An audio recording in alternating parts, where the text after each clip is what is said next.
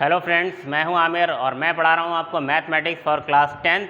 Topic चल रहा है अर्थमेटिक प्रोग्रेशन यानी कि एपी। अब तक आपके पास 6 पार्ट पहुंच चुके हैं। पिछले पार्ट में हम एक्सरसाइज पढ़ा रहे थे एनसीईआरटी से एक्सरसाइज नंबर 5.2 क्वेश्चन नंबर 15 तक हम लोगों ने सॉल्व किया था उसमें। तो आज हम स्टार्ट करेंगे क्वेश्चन नंबर 16 से। आइए शुरू करते हैं। क्वेश्चन नंबर 16 में कहा गया है determine the AP whose third term is 16 and the 7th term exceed the 5th term by 12। तो हमें एक एपी बतानी है जिसका थर्ड टर्म जो है वो क्या है 16 है। थर्ड टर्म कितना है 16। थर्ड टर्म मतलब A3 कितना हमको दिया हुआ है 16। कह रहे हैं कि उसका थर्ड टर्म जो है वो क्या है 16 है and 7th term exceeds the 5th term by 12। 7th term exceeds the 5th term. 7th term exceeds the 5th term by 12। 7th term मतलब A7, 5th टर्म मतलब A5। 7th टर्म जो है वो 5th टर्म से 12 ज़्यादा है। फिर से सुन लीजिए, 7th term exceeds the 5th term by 12। यानी कि कहने का मतलब क्या है कि 7th टर्म जो है वो 5th टर्म से 12 ज़्यादा है। कौन ज़्यादा है? 7th टर्म ज़्यादा है। इट मीन्स कौन कम है?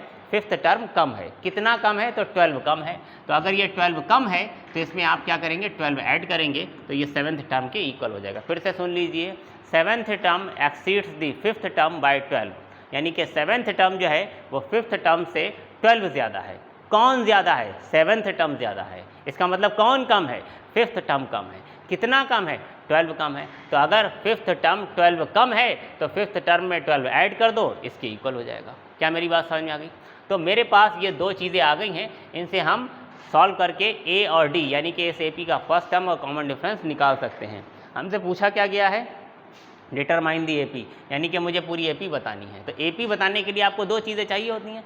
हमने जब इस एपी को स्टार्ट किया तो आपको समझाया था कि किसी भी एपी को कंसिडर करने के लिए आपको दो नंबर्स की ज़रूरत होती है। एक फर्स्ट टर्म अपने मन में सोच लीजिए और एक और दूसरा नंबर सोचिए जो उसमें हम ऐड करते हैं, जिसको हम कहते हैं कॉमन डिफरेंस। भाई अगर किसी एपी का मैं फर्स्ट टर्म आपको बता दूं कि इसका फर्स्ट टर्म 5 है और फिर मैं कहूं कि इसका कॉमन डिफरेंस 2 है, तो आप पूरी एपी लिख देंगे, है ना। तो इट मीन्स अगर मुझे ये एपी बतानी है तो मुझे क्या चाहिए? इसका फर्स्ट टर्म ए और कॉमन डिफरेंस डी जो है वो चाहिए। तो चलिए स्टार्ट करते हैं। A3 हमको 16 बताया गया इस क्वेश्चन में। Third term of this AP is 16। तो A3 का क्या मतलब होता है? A प्लस 2D, है ना। A3 का क्या मतलब होता है? A plus 2D is equal 16। इधर भी इस इक्वेशन को भी सॉल्व करते हैं। A7 का क्या मतलब हुआ? A plus 6D is equals A5 का क्या मतलब हुआ? A plus 4D plus 12। A से A तो मैं कैंसिल कर सकता हूँ। ये 4D मैं लेफ्ट में ले आऊँ तो 6D माइनस 4D कितना हो जाएगा? 2D। 2D उधर क्या रह गया? सिर्फ 12। तो D इक्वल टू कितना आ जाएगा? 12/2, मतलब D की वैल्यू आ गई 6। ठीक है भाई, D की वैल्यू मेरे पास 6 आ गई है। D की वैल्यू इस इक्वेशन में पुट कर दीजिए तो A निकल आएगा। तो A प्लस 2D, D की वैल्यू कितनी है? 6 इज इक्वल 16। ध्यान दीजिए, 6 इंटू 2 कितना हो गया? 12। 12 को मैं राइट में ले जाऊँ तो माइनस हो जाएगा। 16 माइनस 12, A की वैल्यू कितनी आ गई? 4। ठीक है भाई, तो मेरे पास A की वैल्यू आ गई है, D की वैल्यू आ गई है। अब AP बताइए। तो AP की जर्नल फॉर्म आपको पता है ना क्या बताई गई थी? AP में सबसे पहले क्या आता है? फर्स्ट टर्म A, फिर अगला टर्म क्या होता है? A प्लस D, है ना। D ऐड कर देते हैं। फिर नेक्स्ट टर्म कैसे आता है? उसमें D और ऐड कर देते हैं, यानी कि A प्लस 2D। फिर अगला टर्म कैसे आएगा? A plus 3D and so on. अब A कितना है? ध्यान दीजिए, A कितना है? 4। फर्स्ट टर्म क्या है? 4। अब इसमें D ऐड करते जाइए। D आपका कितना है? 6। तो 4 में 6 ऐड करेंगे तो कितना आ जाएगा? 10। 6 ऐड करेंगे 16, 6 ऐड करेंगे 22 एंड सो ऑन। ठीक है, तो ये हमारी क्या हो गई है? AP हो गई है। तो ये तो क्वेश्चन बहुत ही आसान था, अच्छा था। चलिए देखते हैं नेक्स्ट क्वेश्चन। नेक्स्ट क्वेश्चन में 17 में क्या कह रहे हैं? Find the 20th term from the last of the AP। ये बड़ा ही इंपॉर्टेंट क्वेश्चन है। इसमें 17 क्वेश्चन में हमको एक AP दी हुई है, ठीक है, लेकिन इस बार उन्होंने कहा है कि लास्ट से 20th टर्म बताइए। लास्ट से, पीछे से। क्वेश्चन नंबर कौन सा है ये? 17। ठीक है, तो जो AP दी हुई है उसे मैं लिख ही लेता हूं यहां पर। जो AP गिवन है वो है 3, 8, 13, 3, 8, 13 so on up to 253। 253 और कह रहे हैं find its 20th term from last. ठीक है, लास्ट से यानी कि इधर से काउंट करना शुरू करिए। इधर से जब आप काउंट करना शुरू करेंगे पीछे से, तो ये टर्म आपका फर्स्ट टर्म होगा, इससे पहले जो होगा वो सेकंड होगा, उससे पहले थर्ड, फोर्थ, फिफ्थ, सिक्स, इस तरह से आप इससे पीछे से काउंट करके आइए और फिर 20th टर्म बताइए। आ रही बात समझ में? तो भाई इन्होंने जैसा कहा है वैसा ही कर देते हैं। बस हम क्या कह रहे हैं कि सेपी को ऐसे पलट के लिख लो ताकि हमें कोई दिक्कत ना हो। तो हम ये कह रहे हैं कि इसका पहला टर्म जो हो गया है वो क्या हो गया 253, इसके आगे और टर्म होंगे और लास्ट में हमें क्या मिलेगा 13 मिलेगा, फिर 8 मिलेगा और 3 मिलेगा। अगर मैं पीछे से काउंट करना शुरू करूंगा तो सबसे लास्ट में मुझे कौन मिलेगा 3 मिलेगा, है ना, उससे पहले 8 मिलेगा, उससे पहले 13 मिलेगा। तो अगर मैं इस एपी को ऐसे पलट दूं तो अपना काम हो जाएगा भाई। अगर मैं पीछे से काउंट कर रहा हूं तो मेरा जो फर्स्ट टर्म है एपी का, फर्स्ट टर्म एपी का हो जाएगा, वो क्या हो जाएगा 253 हो जाएगा। ठीक है, और मुझे क्या चाहिए कॉमन डिफरेंस। तो कॉमन डिफरेंस है, ज़रूरी थोड़ी कि यहाँ से आगे से निकालें, पीछे से निकाल सकते हैं। कॉमन डिफरेंस निकालने के लिए हम क्या करते हैं कि किसी भी टर्म में से उससे पहले वाला टर्म माइनस करते हैं। अब ध्यान दीजिए, जब आप पीछे से काउंट कर रहे होंगे, तो अगर आप कॉमन डिफरेंस निकालें तो आप इसमें से इसी को तो माइनस करेंगे, 3 में से 8 को माइनस करेंगे, है ना, यानी किसी भी टर्म में से उससे पिछला वाला टर्म माइनस करते हैं। तो यहाँ पर कॉमन डिफरेंस क्या हो जाएगा 3 - 8 मीन्स -5। ध्यान दीजिए, या आप एक बात सीधी से समझ लीजिए, अगर मैं आपसे ये जो ऊपर एपी गिवन है मैं पूछूं इसका कॉमन डिफरेंस कितना है, तो आप कहेंगे 8 - 3, इसका जो कॉमन डिफरेंस है 5 है।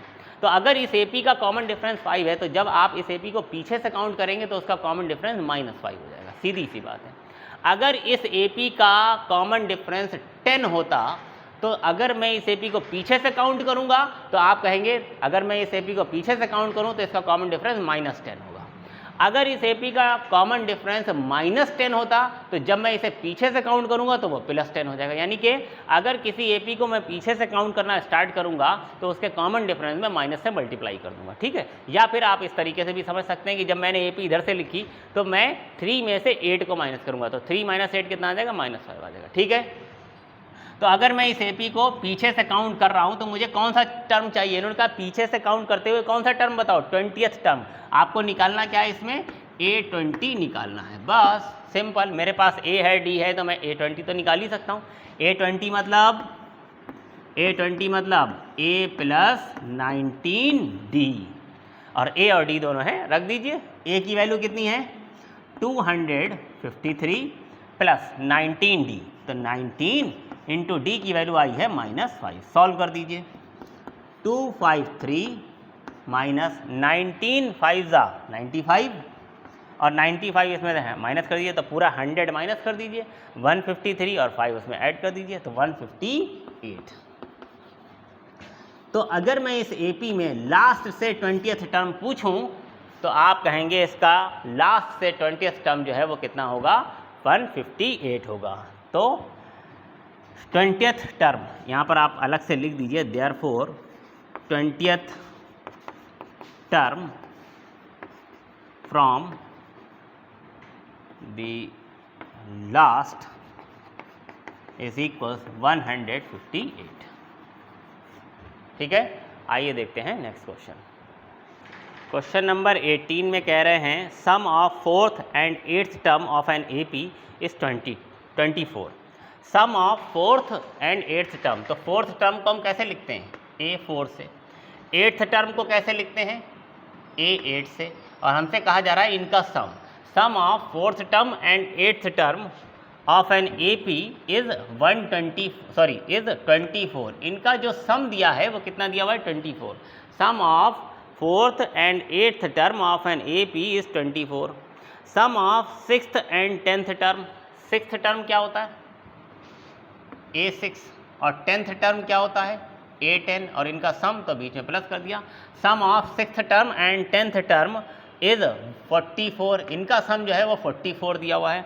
कह रहे हैं find first 3 terms of AP। बहुत ही सिंपल क्वेश्चन है, बहुत ही सिंपल क्वेश्चन है भाई। इक्वेशन बनाने में कोई ख़ास परेशानी नहीं हुई और इनको सॉल्व करने में तो बिल्कुल कोई परेशानी नहीं होगी। देखिए A4 का क्या मतलब होता है A + 3D, A8 का क्या मतलब होता है A + 7D इज इक्वल्स 24। कितना हो गया A + A 2A 3D plus 7D 10D is equals 24। वैसे तो मैं यहाँ से कॉमन लेके कैंसिल कर सकता हूँ, पर कोई ज़रूरत नहीं है, इधर भी 2A आ जाएगा। देखिए कैसे, A6 का क्या मतलब हुआ, A प्लस 5D। A10 का क्या मतलब हुआ, A plus 9D is equals 44। A plus A कितना हो जाएगा, 2A, और ये कितना हो गया, 5D प्लस 9D कितना हो जाएगा, 14D इज इक्वल्स 44। इस इक्वेशन को उठा करके इसके नीचे लिख लो, या इसको इसके नीचे लिख दो और सब्ट्रैक्ट कर दो। तो इस वाली इक्वेशन नंबर 1 को इक्वेशन नंबर 2 के नीचे लिख के देता हूँ मैं। इक्वेशन नंबर 1 क्या है, 2A plus 10D equal to 24। Common लेके कैंसिल करने की ज़रूरत नहीं है, ऐसे ही कैंसिल कर देंगे, है ना। अब ये 2A है और ये 2A है, तो अगर मैं सब्ट्रैक्ट कर दूँ तो ये 2A कैंसिल हो जाएगा। 14D माइनस 10D कितना आ जाएगा, 4D, और 44 माइनस 24 कितना हो जाएगा, 20। 4 5 20। D की वैल्यू कितनी आ गई है, 5 आ गई है। D की वैल्यू इक्वेशन नंबर 1 में पुट कर दीजिए। 2A प्लस 4 इंटू डी की 10 इंटू डी की वैल्यू कितनी आई है, 5 इज इक्वल्स 24। तो 10 इंटू 5 कितना हो गया, 50। 50 राइट में जाएगा तो माइनस हो जाएगा, तो 2A इज इक्वल्स 24 माइनस 50, जो कि कितना आ जाएगा, माइनस 26। 2A, तो A से इसको कैंसिल किया, ये आ गया 13। A की वैल्यू आ गई है माइनस 13। अब A हमारे पास आ गया है माइनस 13, और हमसे पूछा क्या गया है, फर्स्ट 3 टर्म्स, फर्स्ट 3 टर्म्स। तो फर्स्ट 3 टर्म्स, तो फर्स्ट टर्म तो हमें दिखाई दे रहा है, फर्स्ट टर्म A कितना है, माइनस 13। अब इसके बाद जो नेक्स्ट टर्म चाहिए उसके लिए आप क्या करते हैं, D ऐड करते हैं, तो D कितना है, 5। अगर 5 मैं इसमें ऐड करूं तो माइनस 3 प्लस 5 कितना हो जाएगा, माइनस 8। ठीक है, अब अगला टर्म चाहिए तो 5 और ऐड कर दीजिए, 5 और ऐड करेंगे तो क्या आ जाएगा, माइनस 3, एंड सो ऑन। तो फर्स्ट 3 टर्म बताने थे तो हमने इसमें बता दिए। जो नेक्स्ट क्वेश्चन है, question number 19, Subba Rao. Question number 19 देखिए, लिखा हुआ है, Subba Rao started works in 1995 at an annual salary of ₹5000। भाई कोई सुब्बा राव है, इन्होंने जो है वो वर्क स्टार्ट किया था कब, 1995 में, और इनकी एनुअल सैलरी जो थी, सालाना जो इनकी सैलरी थी वो कितनी थी, ₹5000 थी, ईयरली, है ना, 5000 पर ईयर। कौन, सुब्बा राव। कब काम स्टार्ट किया था, 1995 में। ठीक है भाई, काफ़ी पुराने लग रहे हैं, 1995 में इन्होंने काम स्टार्ट कर दिया था। तो भाई इन्होंने काम स्टार्ट किया है ₹5000 में, and receive an increment of ₹200 each year, और इनकी जो सैलरी है उसमें इंक्रीमेंट हो रहा है कितने रुपीस का, ₹200 का पर ईयर। हर साल इनके कितने रुपए बढ़ जाते हैं, ₹200 बढ़ जाते हैं।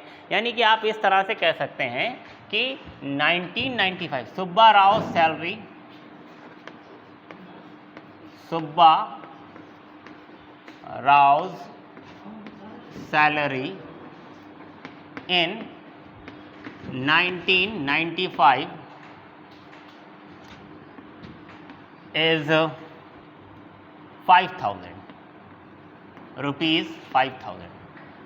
भाई देख लेना, है ना।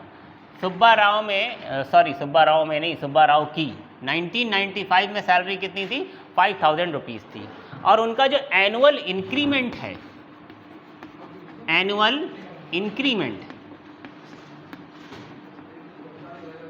वो कितना है, ₹200 पर ईयर। हर साल 200 रुपये जो हैं उनके बढ़ जाते हैं। अब आगे हमसे क्या कह रहे हैं, in which year did his income reaches 7000। किस साल में उनकी सैलरी बढ़ करके 7000 हो जाएगी। ध्यान दीजिए, 1995 में उनकी सैलरी कितनी थी, 500 रुपये। कब, 1995 में। ठीक है। इसका मतलब अगली साल उनकी सैलरी जो है वो कितनी हो जाएगी, 200 रुपये इसमें ऐड हो जाएगी। जो नेक्स्ट ईयर आएगा 1996, उसमें उनकी सैलरी कितनी हो जाएगी, 5200 रुपीज़ 1996 में, है ना। तो इसके बाद 1997 में उनकी सैलरी कितनी हो जाएगी, 5400 एंड सो ऑन। इस तरह से 200 रुपये करके उनकी सैलरी बढ़ती रहेगी 1995, 96, 1997 एंड सो ऑन। तो कह रहे हैं कि कौन से ईयर में जा करके उनकी सैलरी बढ़ते बढ़ते बढ़ते बढ़ते कभी ना कभी 7000 होगी। तो पूछा जा रहा है कि ऐसा 7000 जब उनकी सैलरी होगी तो वो किस साल में जा करके होगी, हमसे ये पूछा गया है। तो ये जो सैलरी है पर ईयर उनकी, हम जो सैलरी देख रहे हैं 1995 में उनकी सैलरी ये थी, 1996 में ये हो गई, 1997 में ये हो गई। तो ये जो सैलरीज का जो अमाउंट है ये तो एक एपी बना रहा है। देखिए तो अगर हम एपी बना रहा है, ठीक, एपी बना रहा है ना, तो अगर ये एपी बना रहा है तो हम इस एपी में देखें तो यहाँ पर इस एपी का जो फर्स्ट टर्म है, फर्स्ट टर्म वो कितना है, 5000 है ना। और इस एपी में अगर मैं पूछूं कि कॉमन डिफरेंस डी कितना है, तो आप कहोगे 200 बढ़ रहे हैं, 200 इंक्रीज हो रहा है, या ये कहें कि 5200 में से 5000 को मैं माइनस करूं तो 200 मिल रहा है। तो आप ये कहेंगे भाई इस एपी का जो कॉमन डिफरेंस है वो कितना है, 200 है, ठीक। और ये एपी को अगर मैं देखूं आगे तक तो इसमें जो है लास्ट टर्म मुझे बताया गया कि इस एपी का जो लास्ट टर्म है वो कितना है, 7000 है। हमसे अगर हम ये पता कर लें कि इस एपी में टोटल नंबर ऑफ टर्म है कितने, टोटल नंबर ऑफ टर्म कितने हैं, देखिए अगर टोटल नंबर ऑफ टर्म इसमें 3 ही होते तो मैं कैसे 95 से 96 और 96 से 97 तक पहुंच जाता, ठीक है। तो अगर मुझे पता चल जाए कि इसमें 5 टर्म्स हैं, टोटल 5 टर्म्स हैं, तो फिर मैं 5 में क्या करूँगा, 4 ऐड कर दूँगा, 95 में 4 ऐड कर दूंगा। अगर समझिए बात को, अगर इस एपी में सिर्फ कितने टर्म होते, 3 टर्म होते, सिर्फ 3 टर्म होते, 1 2 3, तो 1995 में उनकी सैलरी कितनी थी, 5000। तो 5400 उनकी सैलरी कौन से ईयर में जाकर के होगी, तो जो 1995 है उसमें आप 3 अगर ऐड करेंगे तो 1998 मिलेगा। जबकि आप देख रहे हैं कि ऐसा कब हुआ था, 1997 में। तो याद रखिए जितने नंबर ऑफ टर्म आएंगे एपी में उसमें से एक कम करके आप 1995 में ऐड कर देंगे तो पता चल जाएगा कि 7000 जो है वो किस ईयर में इनकी सैलरी हुई थी, ठीक है। तो चलिए पहले हम इस एपी में नंबर ऑफ टर्म यानी कि n कैलकुलेट करते हैं। पहले क्या करते हैं, इसमें से हम n निकालते हैं। तो इस एपी में n निकालने के लिए क्या करेंगे, लास्ट टर्म का फॉर्मूला लगाएंगे, L = a + n-1 × d, ठीक। L की वैल्यू कितनी है, 7000, A की वैल्यू 5000, n-1 × d की वैल्यू 200।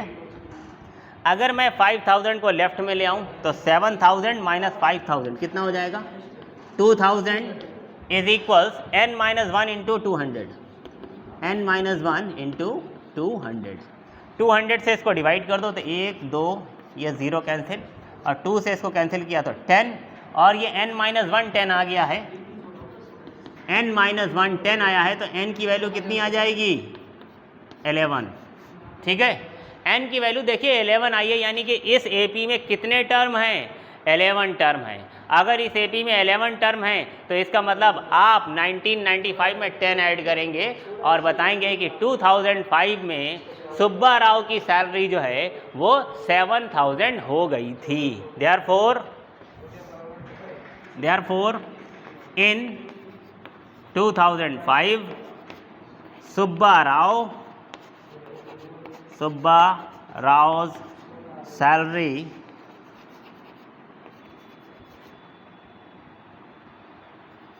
will be कितनी, 7000, ठीक है। आइए देखते हैं इस एक्सरसाइज का लास्ट क्वेश्चन। इस एक्सरसाइज का question number 20। Ramkali saved ₹5 in the first week. Ramkali first week में 5 रुपये बचाती है, सेव करती है, of a year, first week of a year. किसी साल के पहले हफ्ते में। And then increased her weekly saving by ₹1.75। उसके बाद वो अपनी वीकली सेविंग को इंक्रीज़ करना शुरू करती है। और कितना इंक्रीज़ करती है? 1.75, यानी कि हर हफ्ते वो 1.75 रुपीज़ अपनी सेविंग को बढ़ा देती है। ठीक है। In the nth week her weekly saving becomes 20.75 rupees. nth week में उसकी जो सेविंग थी वो बढ़कर कितनी हो गई थी? 20.75 रुपीज़ हो गई थी। Find the value of n। n इसमें हमें फाइंड करने को कहा गया है। तो भाई रामकली की जो फर्स्ट वीक में जो सेविंग थी वो कितनी थी? ₹5 थी। तो Ramkali saving, Ramkali saving in first week कितना है? ₹5। ठीक है। और उसके बाद उसने इंक्रीज़ की है अपनी weekly saving. Then her weekly saving increased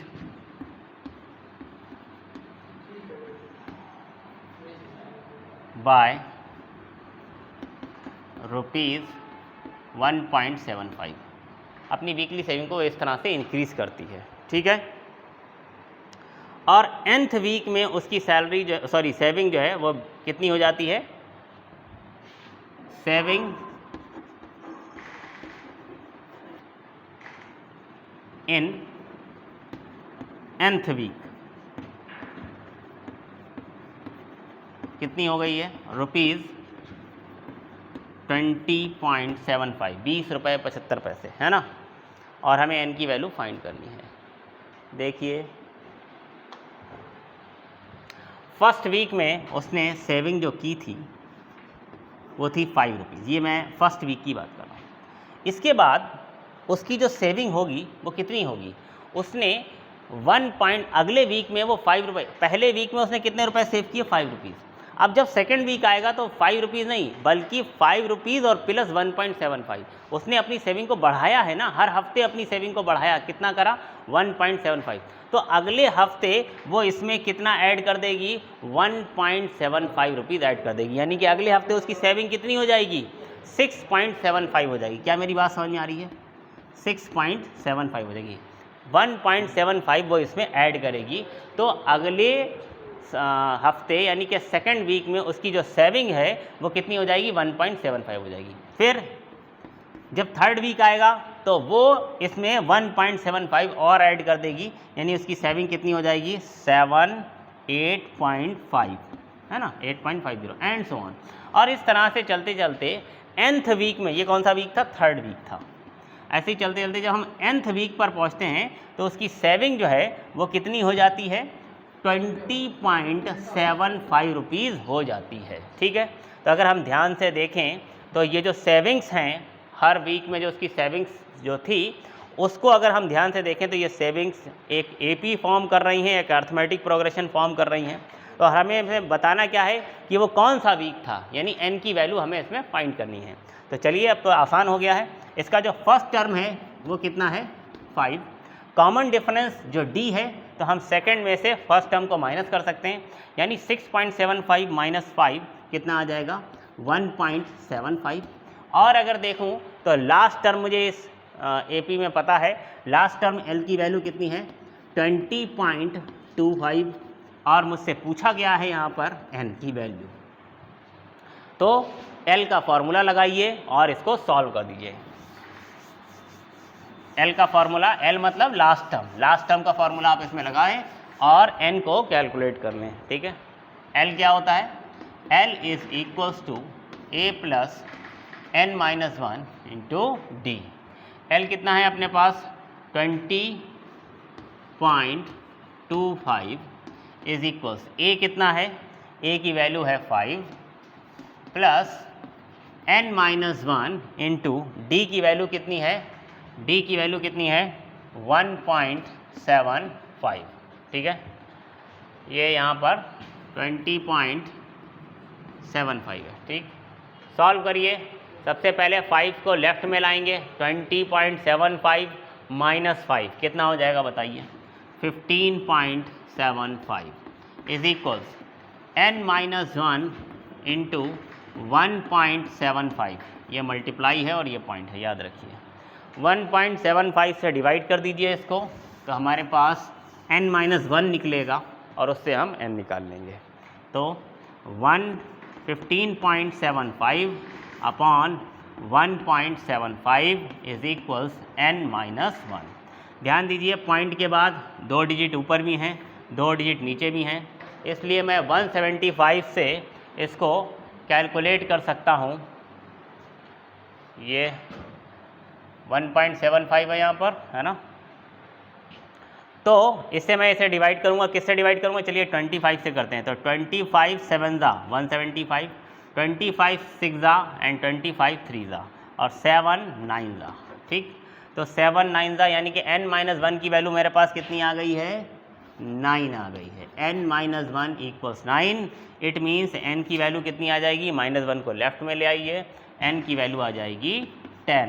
तो हमसे पूछा गया था n की वैल्यू, है ना, n की वैल्यू पूछी गई थी क्वेश्चन में, यस, फाइंड n। तो n अपने पास आ गया है 10, ठीक है।